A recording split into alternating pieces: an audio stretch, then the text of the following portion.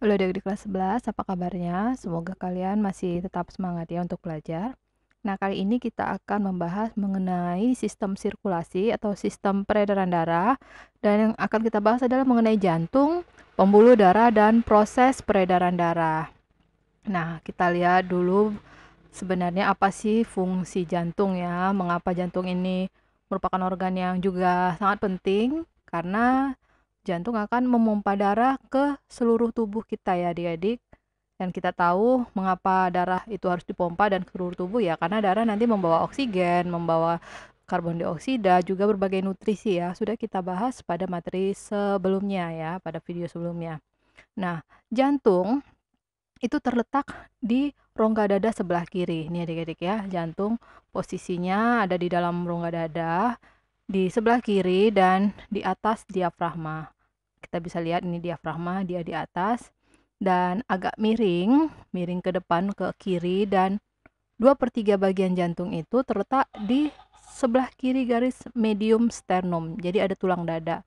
Nah, jantung ini organ yang penting dan dia dilindungi ya. Di sini adik-adik kita lihat ada tulang rusuk, kemudian tulang dada yang melindungi agar kalau nanti misalnya terjadi sesuatu, nah organ jantung tetap tidak apa-apa ya, tidak rusak. Nah, bagian depan ini tadi dibatasi sternum, tulang dada, dan tulang rusuk 3, 4, 5. Jadi posisinya seperti yang digambar ya. Sekarang kita lihat jantung itu ukurannya seberapa sih? Nah, kita lihat pada gambar di sini, jantung itu seperti sekepal ya. Kalau kita menggenggam, nah ukuran ini kepalan tangan orang dewasa, beratnya hanya sekitar 300 sampai 400 gram. Panjangnya juga hanya 12 cm sekitar, dan lebarnya juga hanya sekitar 9 cm ya. Jadi sebenarnya agak kecil. Nah, jantung dibungkus oleh perikardium, di mana perikardium ini nanti memiliki rongga yang berisi cairan perikardium yang membantu untuk mengurangi gesekan saat jantung berdenyut. Oke, jadi posisinya seperti ini. Nah, sekarang kita masuk dulu ke bagian atau ruangan jantung ya. Nah, jantung itu tadi dari lapisannya, kalau kita lihat nanti secara mikroskopis, nah bagiannya bisa terdiri atas 3 bagian ya. Jaringannya tersusun dari epikardium, epi ini atas, jadi lapisan paling luar. Kemudian mio, ini otot, jadi berupa otot jantung ya. Ini jaringan otot jantung. Kemudian bagian dalam endokardium. Nah, nanti ini pembatas ruang jantung. Posisinya atau gambarnya seperti ini. Nah, sedangkan ruangan jantung yang berada pada bagian dalam ya, endokardium ini tersusun atas bagian yang disebut dengan serambi atau atrium dan bilik yang disebut dengan ventricle ya. Ini adalah serambi. Oke. Ini serambi kiri, ini serambi kanan, ini serambi kiri, ini bilik ventricle ya. Bilik kanan, dan ini bilik kiri ventricle. Nah, tidak hanya atrium dan ventricle, jantung juga tersusun atas sini ya, ada katup. Di sini katup tricuspidalis. Nah, di sini katupnya 2 bicuspidalis yang putih, atau katup mitral di sini ya. Oke, ini ada katup mitral atau bicuspidalis, nih tricuspidalis 1, 2, 3. Ini hanya tersusun dari 2. Nah, sekarang kita lihat apa sih sebenarnya sih fungsi dari serambi kanan, serambi kiri, bilik kanan dan kiri. Nah, fungsinya kalau serambi itu menerima ya, sama seperti ini, menerima darah dari seluruh tubuh. Kalau serambi kanan, nah menerima darah dari seluruh tubuh ini darah yang kaya CO2. Oke, jadi darah yang sudah beredar dari seluruh tubuh itu kan sudah penuh dengan CO2. Nah, nanti dari serambi kanan sih masuk ke dalam bilik kanan, menerima darah dari serambi kanan. Tetap kaya CO2 yang nanti kemudian baru ke paru-paru untuk dibersihkan ya adik-adik. Sementara serambi kiri, ini bagian yang ini atrium kiri, ini menerima darah dari paru-paru. Kita tahu kalau paru-paru ya berfungsi untuk membersihkan darah nanti ya, karena Makanya darah itu kaya oksigen. Kan kita menghirup, kemudian oksigennya ada di paru-paru, kemudian nanti akan diangkut. Nah, dari serambi kiri akan bergerak ke bilik kiri. Makanya bilik kiri berfungsi untuk menerima darah dari serambi kiri yang nanti akan diedarkan ke seluruh tubuh. Nah, berarti kayak darah dari bilik kiri ini juga kaya akan O2 ya, adik-adik. Bilik kanan tadi kaya akan CO2. Nah, kita lanjutkan untuk katup. Oke, di sini apa sih sebenarnya fungsi katup? Katup ini berfungsi agar aliran darah ini tetap searah ya, sehingga darah tidak bercampur. Jadi, kalau katup yang tricuspidalis ini dia berfungsi untuk mencegah darah dari bilik kanan tidak kembali ke serambi kanan ya. Darah kan dari serambi kanan akan ke bilik kanan. Nah, katup ini menjaga, dia berfungsi agar darah tidak naik lagi ke sini. Oke, itu fungsinya. Sama seperti katup bicuspidalis yang ini. Oke, mencegah darah dari bilik kiri, nih dari bilik left ventricle agar tidak kembali ke serambi kiri. Oke, jadi katup mencegah darah agar tidak bercampur. Oke, tidak kembali lagi. Sekarang kita lihat bagaimana dengan katup lainnya, ada yang disebut dengan katup semilunaris. Nah, katup semilunaris yang aorta ini membatasi ventrikel kiri dan aorta. Oke, mana dia? Katup semilunaris aorta ini ya. Oke, jadi membatasi agar darah dari ventrikel kiri, ini kan bagian kiri, tidak naik lagi ke aorta, dia membatasi. Sementara katup semilunaris pulmonalis, paru-paru ya, ini membatasi ventrikel kanan dan arteri pulmonalis. Arteri pulmonalis ya, ini ventrikel kanan, kemudian arteri pulmonalis juga kanan. Oke, itu ada katupnya. Katupnya di sini ya, katup pulmonalis, kan ini ventricle, kemudian ini arterinya nanti, arteri pulmonalis. Oke, kemudian kita lihat pembuluh darah. Nah, kita tahu bahwa darah beredar di dalam pembuluh darah, berarti fungsi pembuluh darah ya mengalirkan darah ya dari jantung ke seluruh tubuh atau dari seluruh tubuh ke jantung. Darah yang sudah beredar dari seluruh tubuh kan kaya akan CO2 dan nanti akan diedarkan kembali ke jantung, tapi ke paru-paru dulu untuk dibersihkan ya. Nah, itu dia. Kita lihat di sini pembuluh darah, ada yang disebut dengan pembuluh darah arteri, kemudian ada vena dan ada kapiler. Oke, kalau kita bisa lihat di sini, ini pembuluh yang utama, pembuluh nadi utama.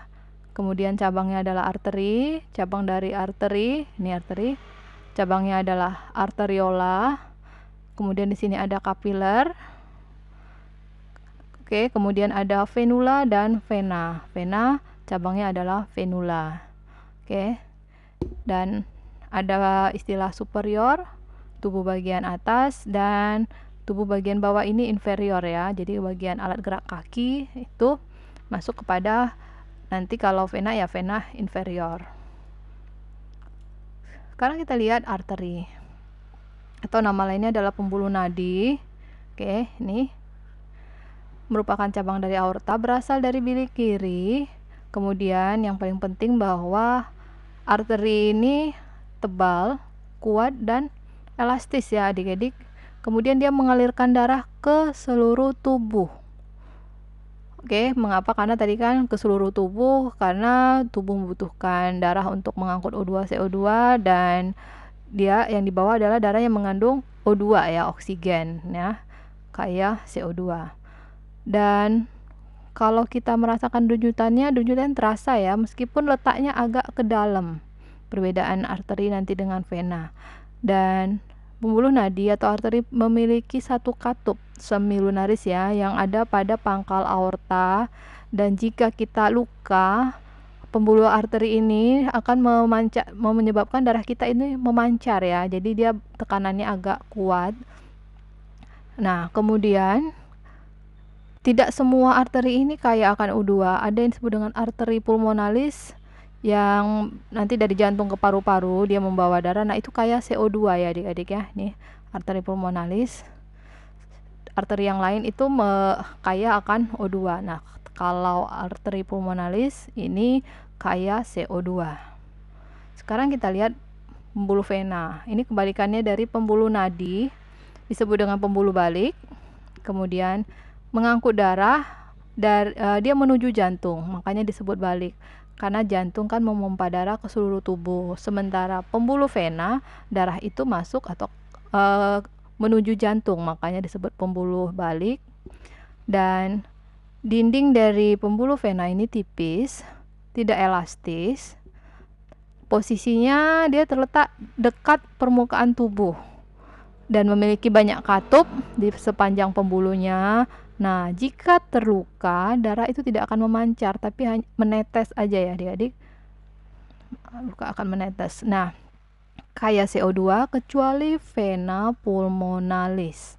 Oke, vena pulmonalis ini nanti dia akan membawa darah kaya oksigen dari paru-paru ke jantung. Paru-paru kan nanti darah dibersihkan. Nah, yang meninggalkan paru-paru, yang keluar dari paru-paru itu berarti dia kaya oksigen dan akan ke jantung untuk kemudian nanti beredar ke seluruh tubuh ya. Nah, bagaimana dengan pembuluh kapiler? Kita lihat pembuluh kapiler. Oke.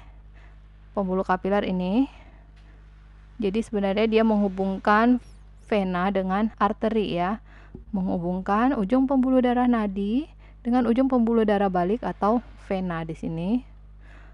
Dindingnya juga tipis, diameternya sangat kecil dan berhubungan langsung dengan sel-sel tubuh ya. Jadi pembuluh kapiler yang langsung berhubungan dengan sel-sel tubuh kita. Sekarang kita masuk kepada mekanisme kerja jantung. Nah, jantung itu sebenarnya bekerja berdasarkan ini, di mana serambi jantung akan mengembang. Oke, mengembang karena darah dari seluruh tubuh dan paru-paru ini masuk ke serambi. Jadi jantung itu semakin membesar, mengembang. Kemudian mekanisme berikutnya, kalau tadi mengembang, ini menguncup. Oke, karena serambi jantung menguncup, darah masuk ke bilik.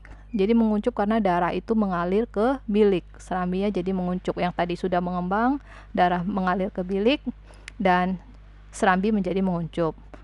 Yang ketiga, bilik menguncup, darah menuju seluruh tubuh dan paru-paru ya. Sebenarnya di sini bilik juga mengembang setelah dia menerima darah dari serambi tadi, tapi kemudian setelah darahnya mengalir, bilik ini akan menguncup ya. Karena darah akan mengalir menuju seluruh tubuh. Kalau itu nanti bilik kiri ya yang akan mengedarkan darah ke seluruh tubuh, darahnya akan beredar dari bilik kiri. Kemudian ada yang ke paru-paru, darah dari seluruh tubuh ya nanti akan dibersihkan. Jadi yang keluar nanti dari serambi bilik kanan ya, yang dari bilik kanan nanti ke paru-paru. Sekarang kita lihat peredaran darah manusia. Nah, manusia itu peredaran darahnya ada dua, yang disebut dengan peredaran tertutup, peredaran darah tertutup, dan peredaran darah ganda. Mengapa disebut tertutup? Karena darah selalu beredar di dalam pembuluh darah. Sementara mengapa disebut ganda? Karena darah itu akan beredar, dia melalui jantung sebanyak 2 kali ya adik-adik ya. Nah, di sini kita lihat kalau peredaran darah ganda ada yang disebut dengan peredaran darah kecil dan peredaran darah besar. Kita lihat bersama untuk peredaran darah kecil ya. Peredaran darah kecil karena dia hanya melewati jantung, paru-paru, jantung ya. Kita lihat di sini.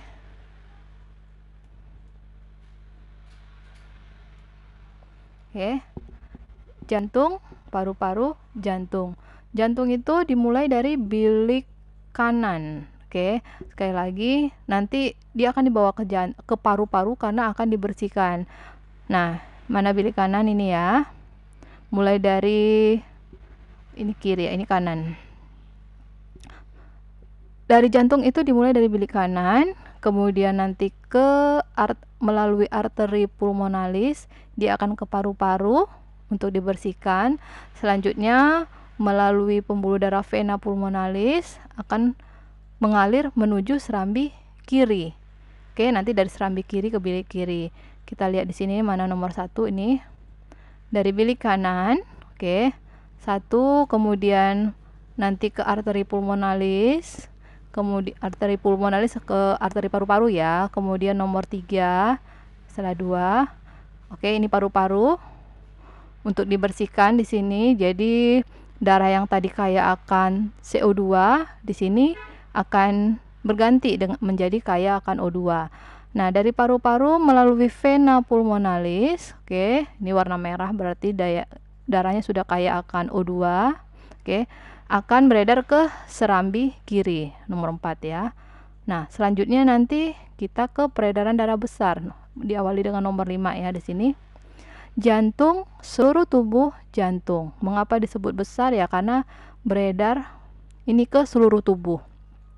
Nanti seluruh tubuh ini ada bagian atas, superior, ada bagian bawah, inferior. Nah, kita lihat. Dari jantung diawali dari bilik kiri ya adik-adik. Oke, bilik kiri. Oke, ini dia tadi mulai nomor 5. Oke, kemudian dari bilik akan mengalir melalui aorta. Oke, mana aorta ini? Dia akan mengalir, lihat arah panahnya. Oke, nomor 6 di sini, aorta. Kemudian seluruh tubuh, ada yang ke atas, nomor 7 saya menuliskan bagian superior, dan akan ada yang tubuh bagian bawah, inferior. Jadi nomor 8. Nah, setelah itu akan beredar melalui vena cava. Oke, ini kan tadi masih nadi ya, aorta, arteri, ini arteri ya. Nah, melalui vena cava tetap ada yang tadi ini 8. Kemudian ini sudah vena masuk ke dalam serambi kanan. Semuanya nanti bagian atas, bagian bawah akan ke serambi kanan. Oke, dari serambi kanan nomor 11 ini berarti darah yang sudah beredar dari seluruh tubuh. Ini kan darah yang kaya akan CO2. Nah, nanti akan lanjut sebenarnya untuk dibersihkan kembali ke nanti melalui nanti ke paru-paru ya. Jadi ke bilik kanan kembali, kemudian arteri pulmonalis, begitu seterusnya ya adik-adik. Jadi peredaran darah ini nanti ada yang ke paru-paru untuk membersihkan CO2, dan darah yang keluar dari paru-paru itu darah yang sudah kaya O2, dan di sana pembuluh darah yang berperan ada aorta, kemudian vena yang membawa darah kaya CO2, dan demikian seterusnya. Oke, kalau kalian masih ada pertanyaan, silakan kalian tulis pertanyaan kalian pada kolom komentar ya. Kita bertemu pada materi selanjutnya. Salam.